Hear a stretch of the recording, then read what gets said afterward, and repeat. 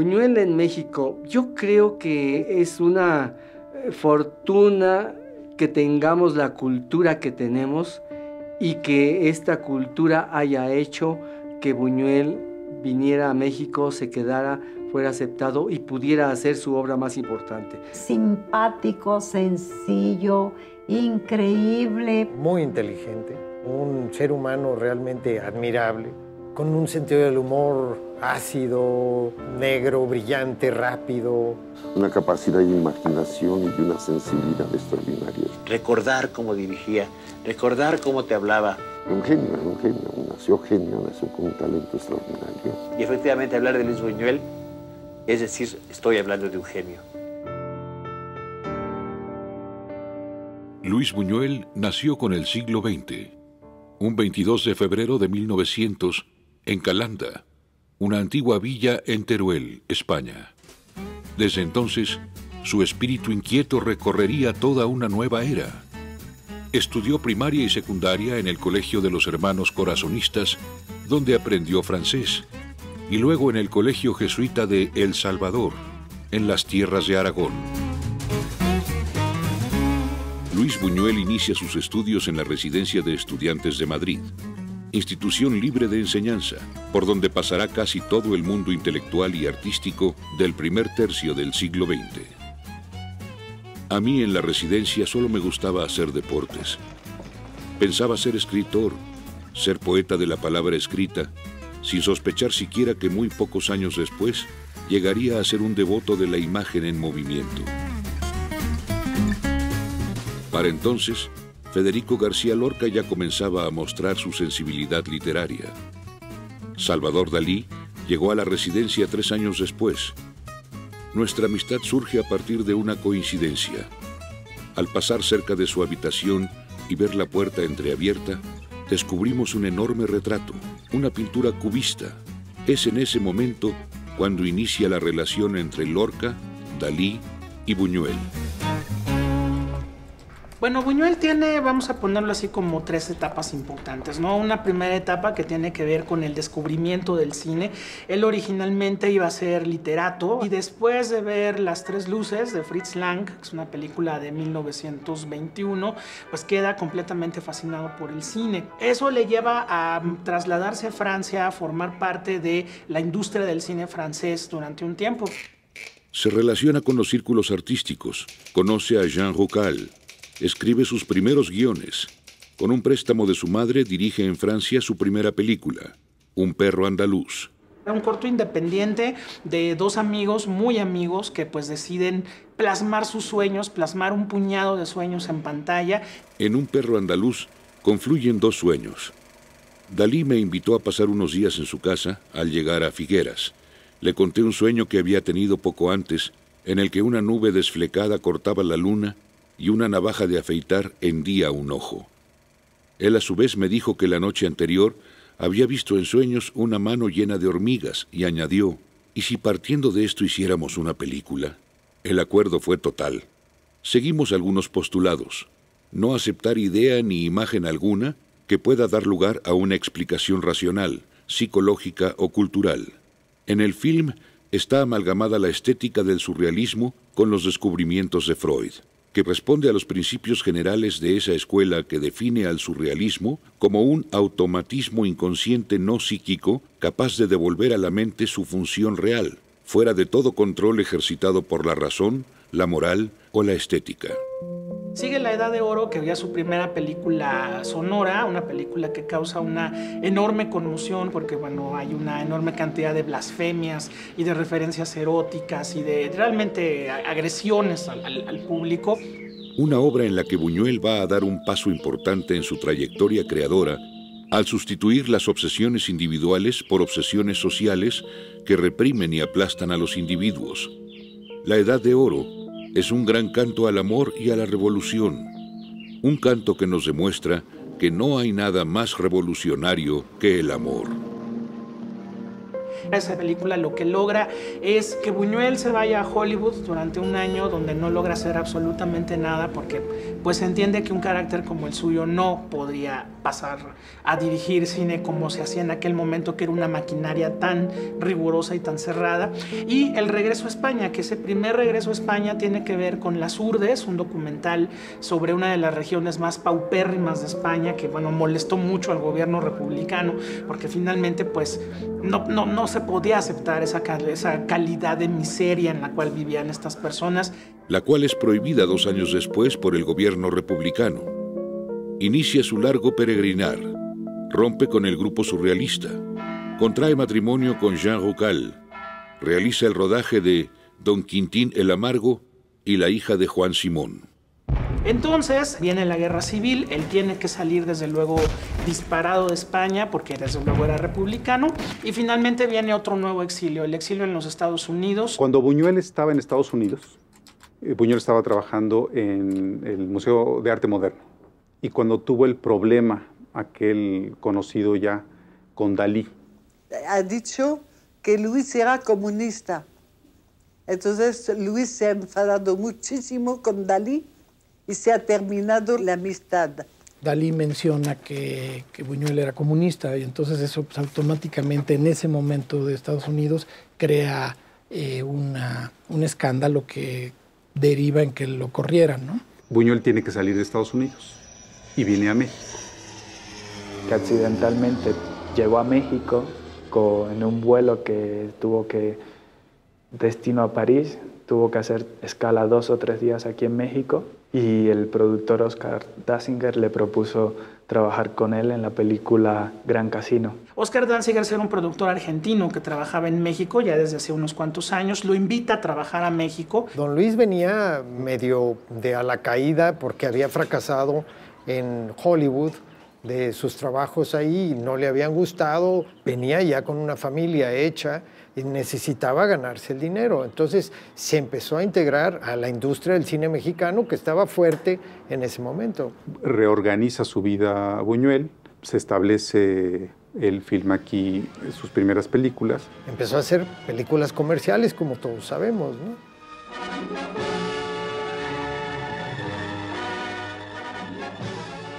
Su primer trabajo en nuestro país fue una película en la que colaboró con Mauricio Magdaleno, Gran Casino, estelarizada por Jorge Negrete y Libertad Lamarque. Que fue un fracaso de taquilla total y absoluto. La película es mala, la película no se salva, la película tiene algunos momentos interesantes, está muy bien producida, la ambientación es realmente muy buena, pero incluso yo siento que el propio Buñuel no sabía qué hacer con tanta producción. Este fracaso le costó a Buñuel 3 años de desempleo, sin dinero y con una familia que mantener. Seguía recibiendo dinero de su mamá. A los 40 y tantos años de edad, a los 46 años de edad, ¿no? Seguía recibiendo. O sea, siempre fue Buñuel, hay que decirlo, porque eso no es de ninguna manera vergüenza para nadie. Así era la realidad. Era un señorito, Buñuel. Era el señorito español, era un niño bien, vamos. Pero en 1949 las cosas cambiaron. Buñuel filmó El Gran Calavera, que fue un éxito rotundo de taquilla. No sé cuánta gente sepa que está inspirado en el argumento del Gran Calavera. Ahora, no del todo, porque Buñuel fue también mucho más ácido y mucho más irónico. Pero bueno, más allá de todo, si a alguien le gustó Nosotros los Nobles, pues estaría bien que revisara El Gran Calavera y que se diera cuenta de que cómo puede ser vigente de otra manera, ¿no? Buñuel. Tuvo que hacer valer su talento, ¿no? O sea, como cualquier otro cineasta. Y eso me parece que es muy bueno. Por eso Buñuel aprendió a hacer cine en México. Los Olvidados. Bueno, Los Olvidados ya nació un poco de forma muy rara, porque gracias al éxito del Gran Calavera fue que Buñuel pudo tener el visto bueno de Danziger para hacer un proyecto personal. Los Olvidados era su primera producción seria, digamos, algo que él quería hacer, y convenció a los productores de poder hacer la película. Los productores querían ponerle a Don Luis un equipo de gente muy profesional que pudiera llevar a cabo la tarea de hacer la película. Buñuel se encierra en el Tribunal para Menores, él arma el guión con Max Aub, con Luis Alcoriza, Pedro Durdimalas le renuncia.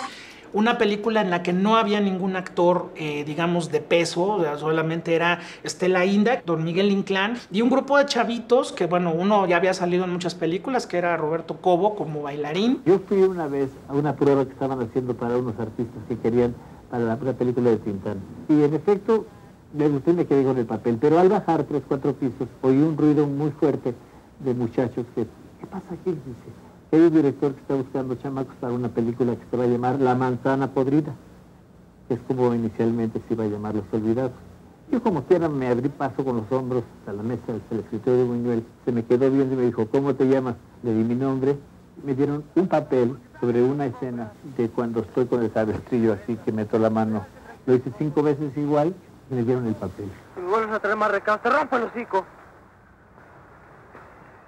Pues la película se filmó en 21 días, que es prácticamente un récord.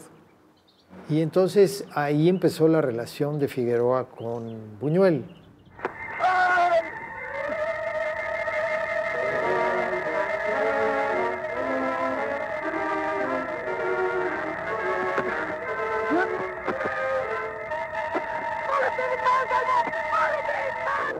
La película desde la filmación comienza a provocar tremendos problemas, ¿no? Una maquillista renuncia en la escena donde Estela Inda le niega la comida a Pedro porque dice, las madres mexicanas nunca le niegan la comida a sus hijos, ¿no? Que ninguna mamá vendía ni maltrataba a su hijo como Estela Inda maltrataba a Pedro. En otra escena, otro técnico le está a punto de renunciarle a Gabriel Figueroa, argumentando que por qué Buñuel viene a filmar aquí a los llanos de la Doctores si las lomas de Chapultepec están tan bonitas, ¿no? Figueroa, pues, buscaba como cámara, pues... Y de pronto Buñuel, que ya tenía prisa y eso, le decía, mire, por favor, déjese de nubecitas, le decía. No, a mí lo que me importa es esto, ya, deje sus nubecitas aparte. Hay muchas habladas de gente que dice que, bueno, Buñuel no respetaba el trabajo de Figueroa porque venía de la épica y del romanticismo del Indio Fernández. Los preciosismos de Figueroa estorbaban al discurso de Buñuel.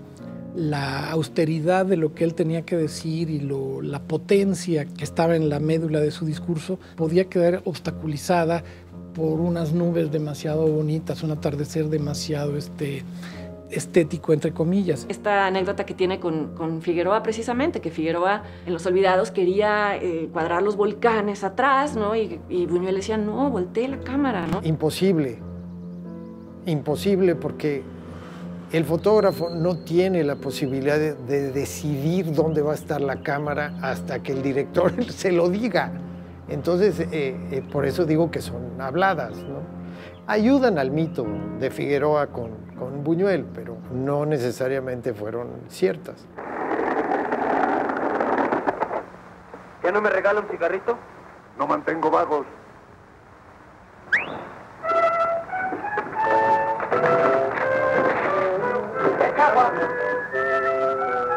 ¿Qué quieres? Ya te dije, cigarritos. Cómpralos. Es que no tenemos lana. Pues trabaje, flojos. Quítense. ¡Hora!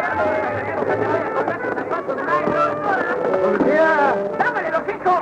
¡Dámale los hijos! ¡Policía! ¡Levántalo! ¡Policía! ¡Dámale los hijos! ¡Policía! ¡Dámale los hijos! ¡Suave! ¡Ahí déjenlo! ¡Ahora, espérense!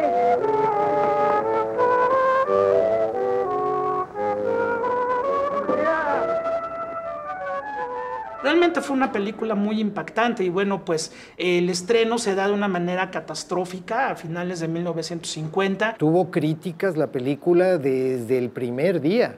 El que escribió parte de los guiones, de los diálogos, le pidió a don Luis que lo quitara de los créditos, que él no tenía nada que ver con esa película. Estaba avergonzado. Inicialmente no fue muy bien recibida por Jorge Negrete. Jorge Negrete y varios cineastas de contemporáneos en esa época, pues no la vieron muy bien. Si me das un beso, te regalo una cosa. ¿Cómo qué? ¿Qué tal 2 pesos para que te compres lo que quieras? A verlos. Mira.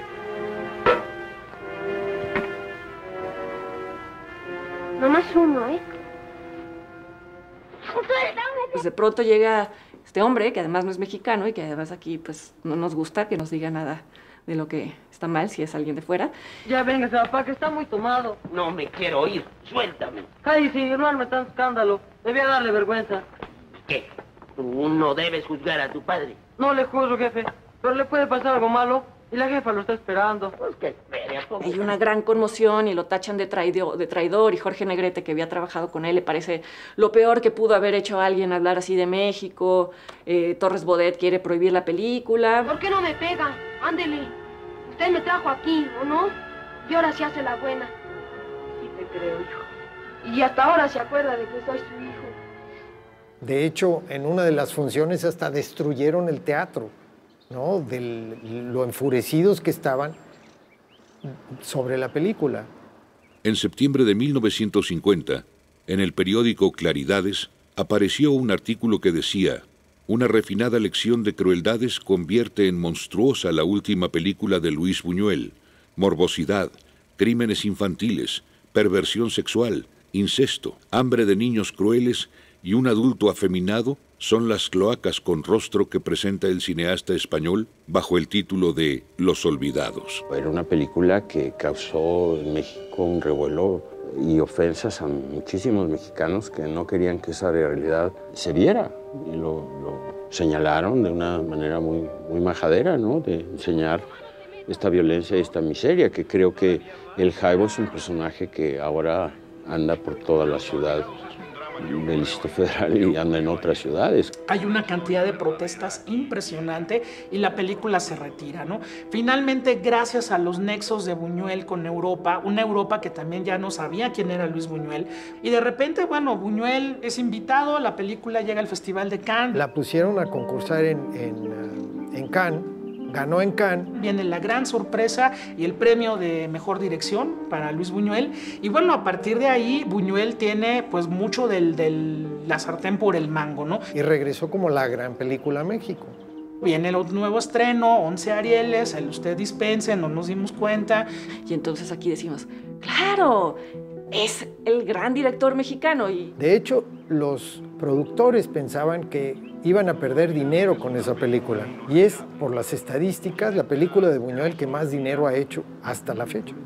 Los Olvidados para mí es una de las grandes películas del cine mexicano, durísima, brutal, pero pues ahí estaba, ¿no? Y ahí está la mano de Buñuel, claro. Ya Los Olvidados no es una película mexicana. Hoy en día, modestia aparte, Nuestros Olvidados es una película mundial. Te puedo decir que siempre conservamos aquí los materiales de Clasa, la que compró los derechos de las películas que hizo Buñuel con Danzig.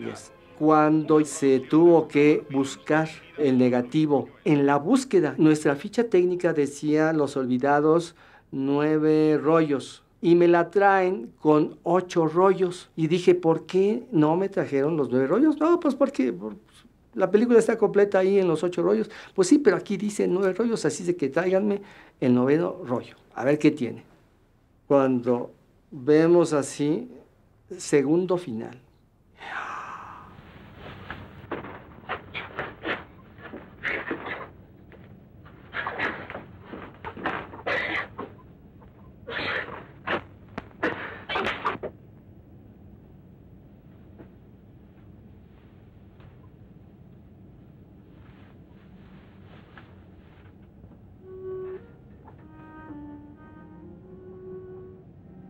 Yo, en realidad, nunca supe que se hubiera filmado un segundo final.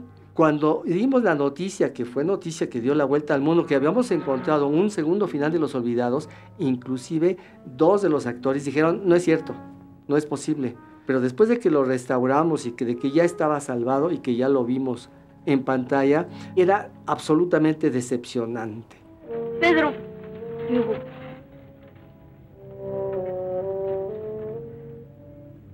¿qué te pasó? Me peleé. ¿Esto es tuyo? No, me lo dieron para ir a comprar una cosa. Tengo que ir a llevar el vuelto. Hace frío, ¿verdad? Y pues es obvio, si tienes un poquito de historia de cómo fue Los Olvidados, te das cuenta de que era natural que, por un lado, el productor Danziger tuviera miedo de que no le autorizaran la película y que haya pedido que se hiciera un segundo final para el caso fortuito de que eso sucediera.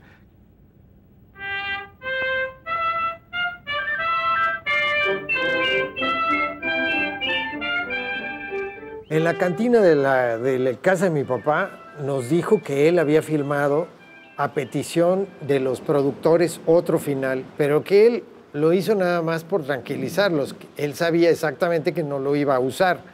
Realmente es una amargura el ver ese segundo final que pierde toda la esencia de Buñuel. Buñuel es un gran cineasta y la mayor calidad de Buñuel es esa sinceridad con la que ve el mundo. Buñuel aprendió el oficio, aprendió de la industria y vivió, según los críticos, sus mejores momentos como cineasta en nuestro país. Me gusta mucho, mucho, mucho él. Él, que es una película que le tengo en particular afecto, porque él es una película donde también encuentras a Buñuel. Luis Buñuel además ha dicho que es la película con la que más se identifica, creo que era patológicamente celoso, Jean, su mujer, en un libro lo cuenta. Hay una anécdota que además se ve reflejada en el libro y le da título a las memorias de Jean, de su esposa. Estaban un día cenando en casa de ellos y Jean tocaba el piano. Dice Buñuel que estaba harto del piano y que se lo daría al primero que se lo quisiera llevar. Y mi madre dijo, yo lo quiero y te ofrezco 3 botellas de champán. Y dijo Luis, cerrado el trato. Y mi mamá llegó una semana después, no con 3 botellas, sino con una caja de champán y se llevó el piano, para gran disgusto de Juana. Y eso hizo que las memorias de Juana se llamaran Memorias de una mujer sin piano. Vértigo, pues un homenaje abierto a él en el sentido de que todo lo que sucede en el campanario tiene que ver con la escena también de pánico que pasa en él. Y también pues son las dos películas son intentos hablan de un intento de un hombre de manipular a una mujer y de convertirla en lo que es él y de manejar en una paranoia. Todas las referencias que sabemos de su vida, que era un tipo, bueno, pues español, macho, celoso, inseguro. Cuando él llegaban los amigos, su mujer se iba al cuarto y no volvía a salir. Con que fuiste a quejarte al padre Velasco. Pues para que no vuelvas a contarle a nadie nuestros asuntos privados.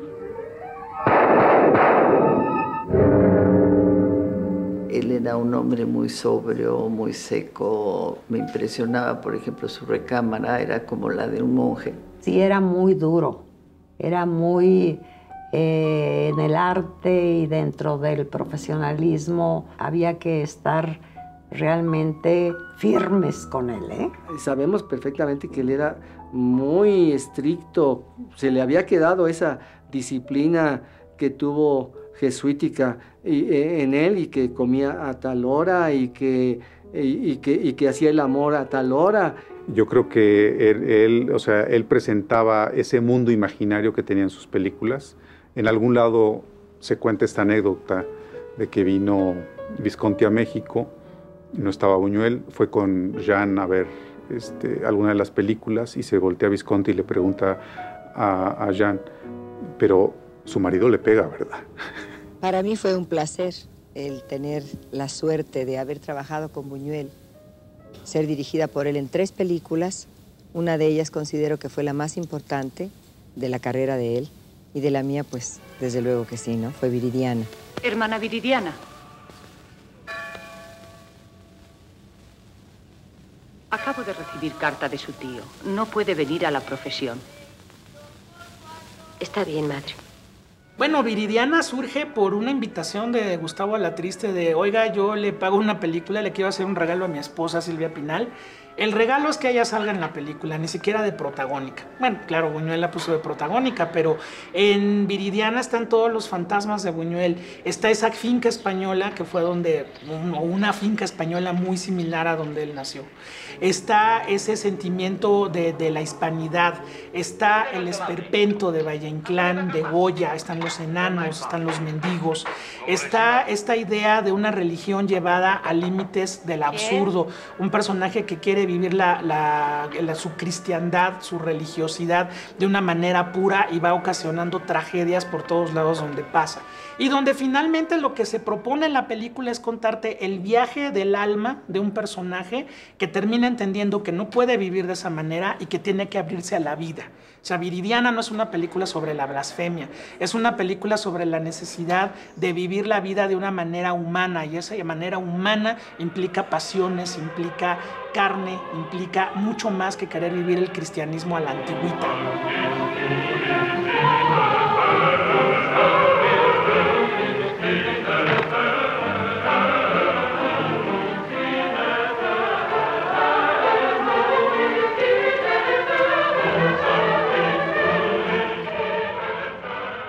Esa es otra de sus películas católicas, anticatólicas. Me acuerdo que leí en algún lado, bueno, fue un escándalo. Pues es que está lleno de perversiones Buñuel, en el buen sentido, ¿no? Yo creo que si no hay chamuco dentro de un artista, no puede haber nada, ¿no?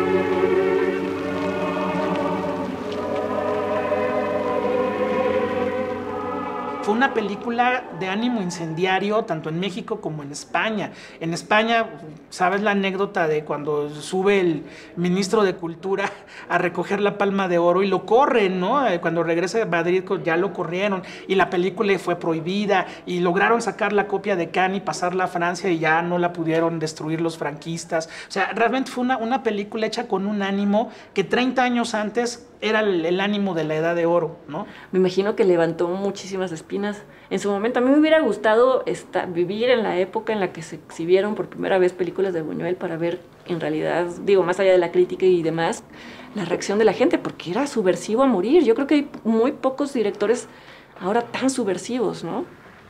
Por fin llegó el día de tu partida. Tuve que forzar tu voluntad. Solo así he podido tenerte entre mis brazos. Me está usted mintiendo. No, es cierto. Esta noche mientras dormías ha sido mía. Ya no podrás volver al convento. Ya no eres la misma que salió de allí. Para Buñuel, yo creo que el cine era un medio privilegiado para expresar los sueños, su mundo interior. Él, toda esta imaginación, que tenía una imaginación extraordinaria, la volcaba en el cine.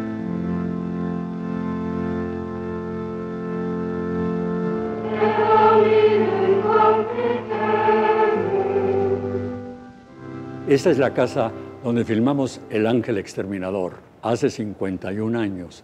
Una casa preciosa. Parece que veo a Enrique Rambal diciendo, Lucas, ¿dónde se habrá metido este muchacho? Qué raro, no está Lucas. A mí me dieron un libreto y lo leía. A veces no entendía nada. Una película rara, muy especial, porque no podíamos salir del cuarto donde estábamos, ¿no? Eran causas subjetivas.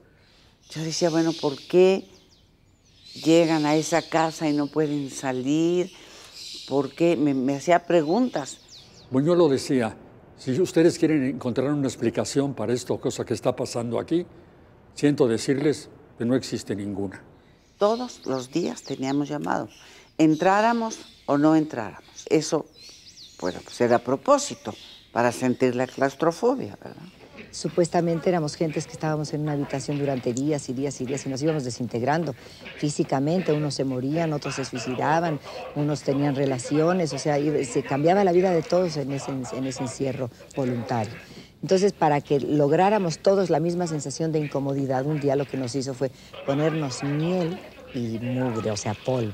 No saben ustedes la sensación tan horrible de incomodidad que tuvimos todos en esa filmación. Señores, no es necesaria la violencia. Es inútil luchar por algo que es tan fácil conseguir. Y sí, era horrible, era todo horrible. Imagínate, en el pelo, en las camisas, en todo. Bueno, ya no teníamos zapatos porque ya nos habíamos quitado los zapatos. Y nos bañaba de miel, Buñuel, para dar esa sensación de asco. Y en una ocasión, ya casi al final, llega con un oso chiquito, de esos que traían los organilleros, que no existe en el libreto. Y lo metió a la película. Llegué a tiempo. No lo dejé salir, Julio. Al señor Russell no le gustan las bromas. Vuelva a llevarlo al jardín. La señora me tranquiliza con esa medida, porque hay asuntos graves que requieren la inmediata atención de la señora. ¿Ocurre algo? Suceden cosas muy extrañas, si la señora se digna acompañarme. ¿Y los corderos, señora? También al jardín. Don Luis, bueno, y aquí, ¿qué simbolismo mete usted? ¿Qué quiere usted decir con esto? Y dice Buñuel, de simbolismo nada, de simbolismo nada. No, mis películas son así, así. Yo digo lo que quiero decir y nada más. Es que los críticos y los actores le buscan tanto al simbolismo que luego nos ponen en la boca cosas que nunca hemos querido decir. Muchas de las cosas las hacía precisamente para desconcertar. O sea, alguna vez mi madre muy inocentemente se le acercó y le dijo, oiga, en la película Bella de Día, ¿qué traía el chino en la caja? Y se voltea a Buñuel y dice, no sé, nunca vi adentro de la caja.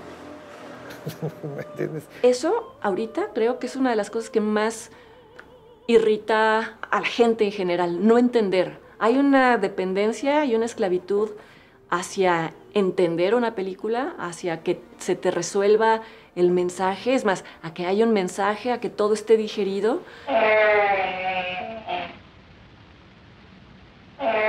¿Pero por qué? Pero es que esto... Mientras que, pues, la vida es eso, ¿no?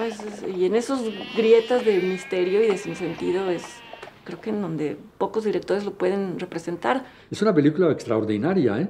Una de las películas que está clasificada como una de las 100 mejores películas del siglo pasado, ¿eh? Ah, pero eso sí, en esa filmación llegó Marilyn Monroe. Pidió conocer a Buñuel. Y llegó ahí. Y el primero en que se peinó y se colocó para tomarse su foto con Marilyn Monroe fue don Luis Buñuel y Gabriel Figueroa. Me acuerdo tanto con un vestido verde, ya pegado al cuerpo, ¿verdad? Y todo eso. Delgada, se veía delgada. ¿Cómo era Marilyn Monroe? Veía a Buñuel, ponía su cara esa maravillosa. Pero Buñuel no quiso retratarse con ella, ¿eh? No quiso. Dijo, Buñuel, no me interesa. Y Silvia Pinal, pues estaba... ¿te acuerdas cómo estaba la situación del Ángel Exterminador? Toda sin maquillaje, sin nada. Pues dijo, Silvia, ¿cómo voy a presentarme con Marilyn Monroe al lado, no? Yo no me atreví a sacarme una foto con ella. Ay, me doy cachetadas por eso, porque al mes fue que se murió.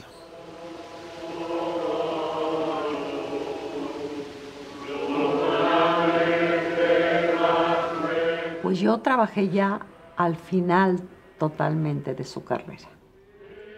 Me llaman para que yo me incorporara como directora de casting.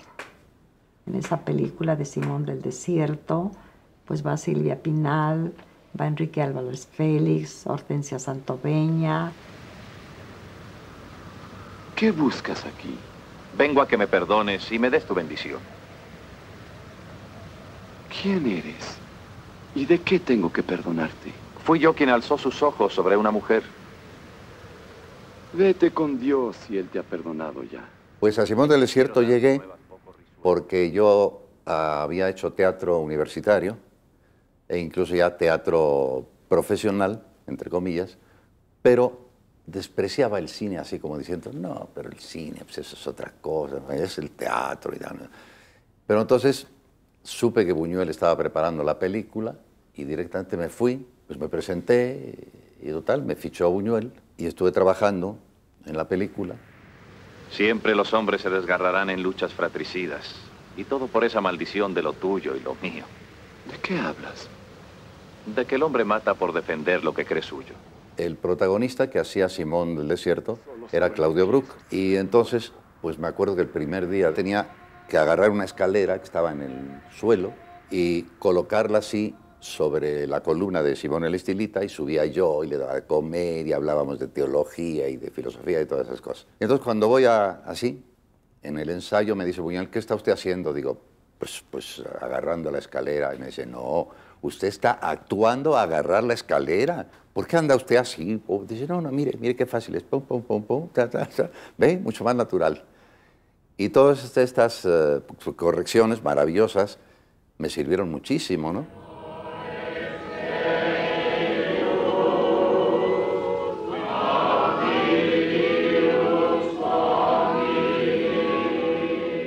es el capitel, uno de los 2 capiteles que utilizó Buñuel para la filmación de Simón del Desierto.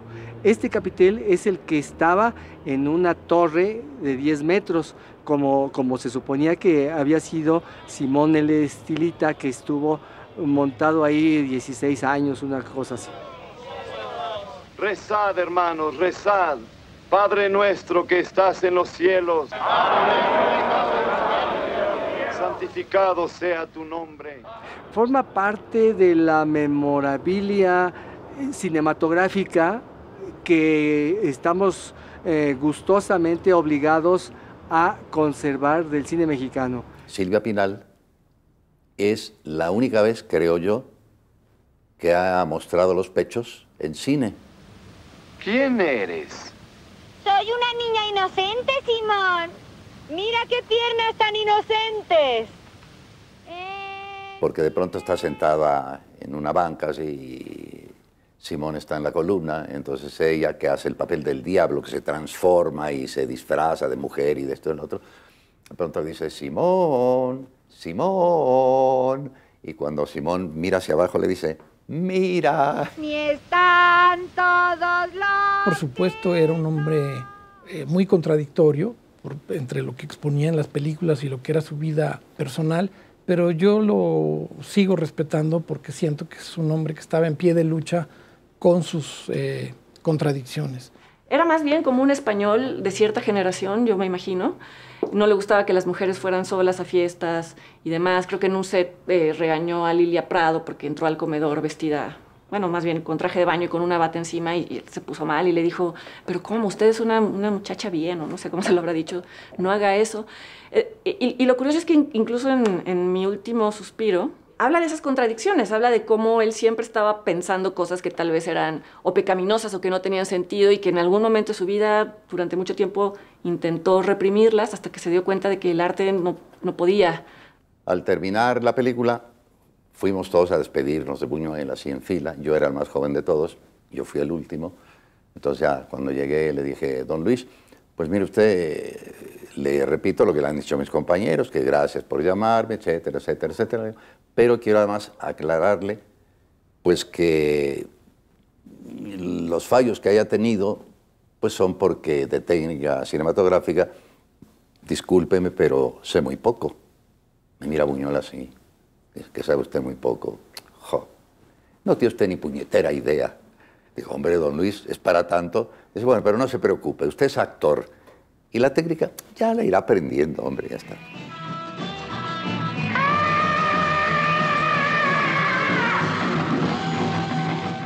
La película no fue terminada.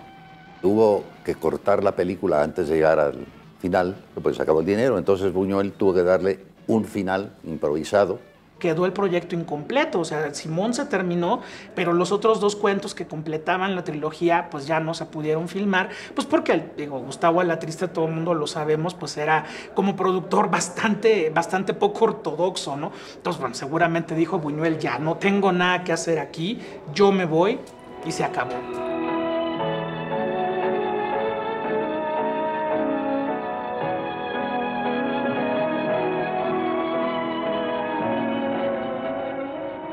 Bueno, de la etapa francesa yo creo la obra maestra es Belle de Jour, ¿no? Donde está todo un gran estilo narrativo, donde tenemos un mito erótico que es Catherine Deneuve. Y bueno, yo creo que es la más sólida porque también ya sientes que Buñuel se va despidiendo poco a poco. Don Luis era muy metódico y muy específico para filmar. Y él tenía un cronómetro. Entonces, si la escena duraba más de lo que él había planeado, entonces acercaba los muebles o hacía que los actores caminaran menos pasos para lograr exactamente el tiempo que él requería que durara la escena. Quienes trabajaron con él, y se nota en sus películas, decían que no filmaba rollos y rollos y rollos de la misma escena y cambiaba el emplazamiento, no. Buñuel tenía la película muy clara en la cabeza, de manera que casi era prácticamente una por una las tomas que hacía, y eso en la edición se pegaba prácticamente solito, y por lo tanto no había ningún exceso, ninguna excentricidad por parte de él como director. Una película de Buñuel se editaba en 8 días. Era muy exacto en sus filmaciones, le llamamos era apegado. Muy apegado al presupuesto y uno de sus orgullos secretos era trabajar a tiempo, entregar el material a tiempo, terminar la filmación antes del calendario establecido. Buñuel era un cineasta funcional, Buñuel era un hombre de ideas más que de la forma, ¿no? Entonces no hay en ninguna película de Buñuel un gran movimiento de cámara, una utilización del montaje frenético, no, simplemente la forma acompaña al relato y como relato tiene que funcionar.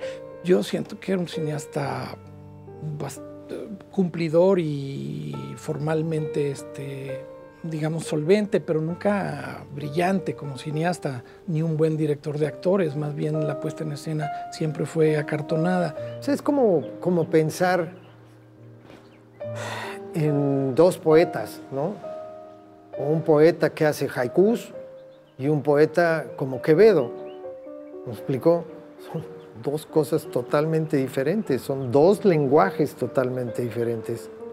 Tan es así que Buñuel logró desarrollar un lenguaje cinematográfico que hoy por hoy es único. Nadie más lo ha podido hacer.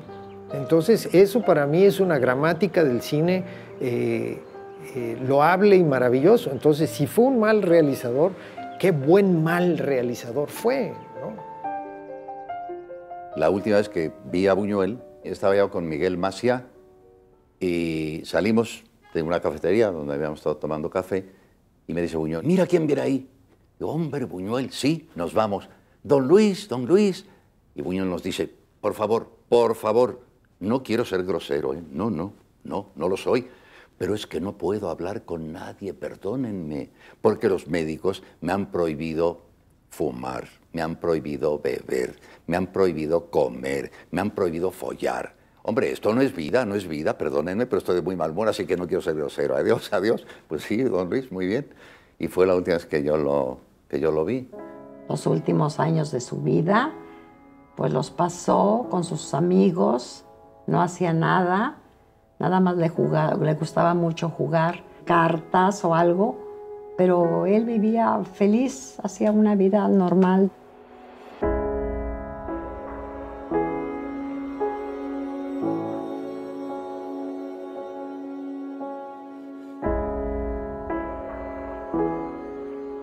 El destino de la casa de Buñuel, yo alguna vez quise intervenir, promover que se pusiera una estatua, un busto de Buñuel a la entrada de la Cerrada Félix Cuevas y que se hiciera una especie de biblioteca, biblioteca, una cosa así, con una pequeña sala de proyecciones.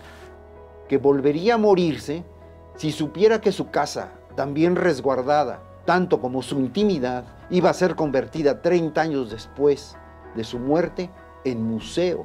Qué grotesca idea de la cultura, qué baturrada, hubiera dicho. La Casa Buñuel en México se pretende que sea un centro cultural, pero un punto de encuentro, algo que sirva para reunir el talento y el esfuerzo de jóvenes creadores, tanto de la cinematografía como de las diferentes disciplinas artísticas. Pues creo que es una ironía, ¿no? Que ese sea el destino de la casa. Rafael, el hijo menor de Luis, me dijo, a mí detestaría la idea de que unos turistas japoneses tomaran fotos en la casa de mi mamá, ¿no? A Buñuel le hubiera encantado que se analizaran en serio sus películas más desconocidas y equivocadamente consideradas como menores. Y ojalá que toda institución que tenga dos dedos de frente pueda revalorar esa etapa mexicana de Buñuel, porque hay cosas increíbles, ¿no? Abismos de pasión, La hija del engaño, Una mujer sin amor, Ensayo de un crimen y El bruto. Yo lo que recomendaría es que el neófito se acercase a Buñuel con ojos muy frescos y desatendiendo, por lo menos al principio, toda la literatura crítica que hay alrededor y todos los antecedentes, porque creo que no ayudan para nada para, digamos, recuperar el lado más fresco del discurso de Buñuel. Ojalá que esto sirva para que se conozca más la obra de Buñuel. De verdad es un cineasta que a mí en lo personal me ha marcado mucho y siempre es un gusto, sobre todo poder saber más y conocer más de un artista que de lo único que hablaba era de cómo somos los seres humanos de infelices y cómo solamente en la imaginación tenemos como esa covacha para protegernos, ¿no? Fue un cineasta universal. Eso es lo que quisiera que se entendiera bien. Más allá de que si era de una nacionalidad y se vino a vivir a otro país o lo que haya sido. Pues Buñuel está en nuestro corazón, ¿eh? Y es bonito estar fundados por don Luis Buñuel. Yo creo que a Luis Buñuel es necesario, como a muchos cineastas de México, que no se les debe olvidar jamás.